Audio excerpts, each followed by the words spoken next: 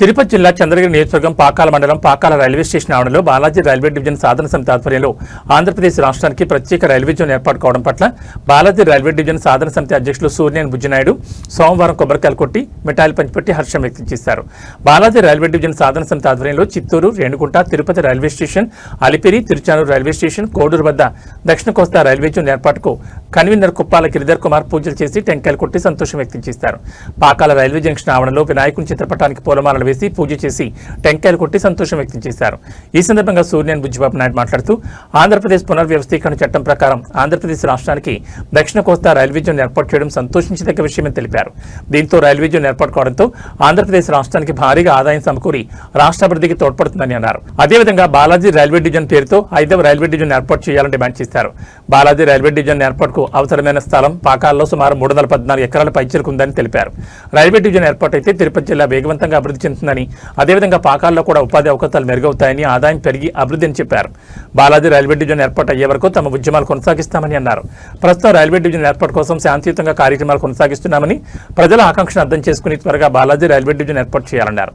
లేని పక్షంలో Balaji railway division ఏర్పాటు అయ్యే వరకు తమ పోరాటం మరింత ఉధృతం చేస్తామని హెచ్చరించారు.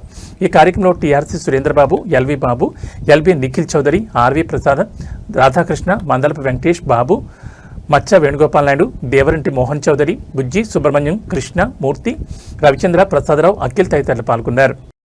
మన ఆంధ్ర రాష్ట్రానికి కొత్తగా జోనల్ కేంద్రాన్ని ఏర్పాటు చేయడం జరిగింది. విశాఖ కేంద్రంగా సౌత్ కోస్టర్న్ రైల్వేను ఏర్పాటు చేశారు. ఇంతకుముందు మనమంతా కూడా ఆంధ్ర రాష్ట్రంలో 4 ప్రాంతాలు కూడా సౌత్ సెంట్రల్ దక్షిణ మధ్య రైల్వే సికింద్రాబాద్ హెడ్ క్వార్టర్స్గా ఉన్నాం.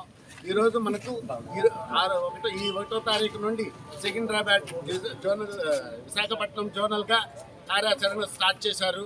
దీన్ని సాధించినందుకు ముఖ్యంగా చంద్రబాబు నాయుడు పట్టుబట్టి మన రాష్ట్రానికి జోనల్ కావాలి అనే పట్టుదలతో, అలాగే ఉత్తర కోస్తా నాయకులు కూడా గట్టి పట్టుదలతో జోన్ సాధించారు. దాంట్లో ముఖ్యంగా రామ్మోహన్ నాయుడు గారిని చెప్పాలి.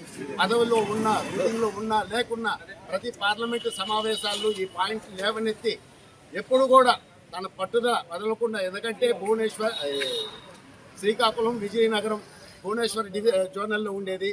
అక్కడ వీళ్ళకు గుర్తించడం లేదని, రైల్వేల పరంగా డెవలప్ కావటం లేదనేసి ఇలా పట్టుబట్టి విశాఖను జోనల్ కేంద్రంగా ఏర్పాటు చేశారు. విశాఖపట్నం జోను డివిజన్ ఉంది.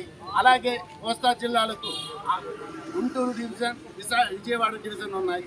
మన రాయలసీమ 6 జిల్లాలకు కలిపి ఒక్క డివిజనే ఉంది. అది మన బాధ. ఎందుకంటే జోనల్ వచ్చిన దానికి చాలా సంతోషం. అలాగే ఇక్కడ ప్రాంతాలను కూడా గుర్తించి ఈ ప్రాంతాన్ని డెవలప్ చేయాలని తిరుపతిని బాలాజీ డివిజన్గా గుర్తించి, ఇది చాలా సంవత్సరాలుగా మన కోరిక. 2003లోనే మనకు జోనల్ కేంద్రం డివిజన్ రావాల్సింది. ఆ రోజు డివిజన్ బైఫర్కేషన్లో సౌత్ వెస్టర్న్ రైల్వే హుబ్లీ జోన్గా ఏర్పాటు చేశారు.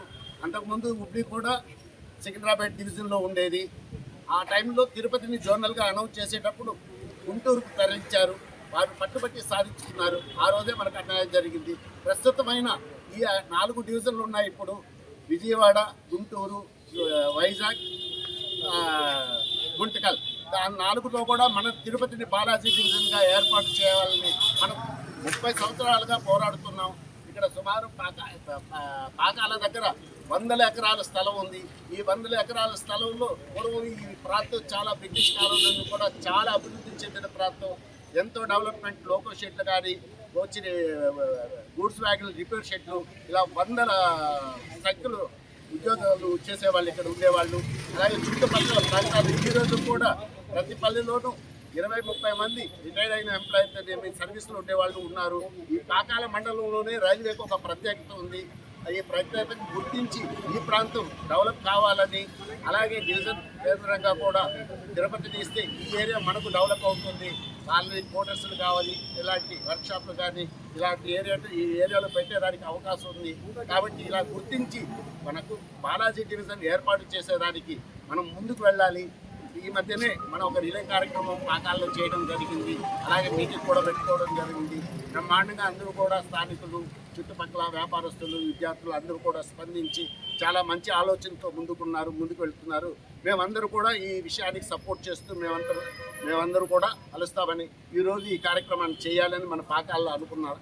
కాబట్టి మనమందరూ కూడా ఈ డివిజన్ సాధించే వరకు అప్పుడప్పుడు మనకు ఈ విషయంగా మనం చర్చించుకొని ఉద్యమాన్ని కూడా చేయాలంటే ర్యాలీలు అయితేనేమి, రిలే నిరాహార దీక్షనంపి ధర్నాలైనా చేయడానికి ముందుకు వెళ్ళాలని, ముందుగా ఈరోజు మనకు జోన్ వచ్చిన దానికి సంతోషం వ్యక్తం చేస్తూ అందరూ చాక్లెట్లు పంచుకొని సంతోషం వ్యక్తం చేద్దాం. ఎన్డీఏ కూటమి చంద్రబాబు నాయుడుకు ధన్యవాదాలు, కృతజ్ఞతలు. ఈరోజు జోన్ రావడం అంటే ముఖ్యంగా చంద్రబాబు నాయుడు సాధించిన విజయంగా ఆలోచించాలి. ఇది లేకుంటే ఇంత తొందరలో మనకు జోన్ వచ్చేది కాదు. విభజన చట్టంలో పోరాడి మనకు రావాల్సిన ఆదాయం పోతుంది. సికింద్రాబాద్ మనకు తెలంగాణ స్టేట్కి వెళ్తుందని త్వరగా ముందు ఆంధ్ర రాష్ట్రానికి జోన్ కావాలని పోరాడి ఎన్డీఏ గవర్నమెంట్తో మోడీని వాళ్ళని ఒప్పించి మనకు జోన్ తీసుకొచ్చాడు.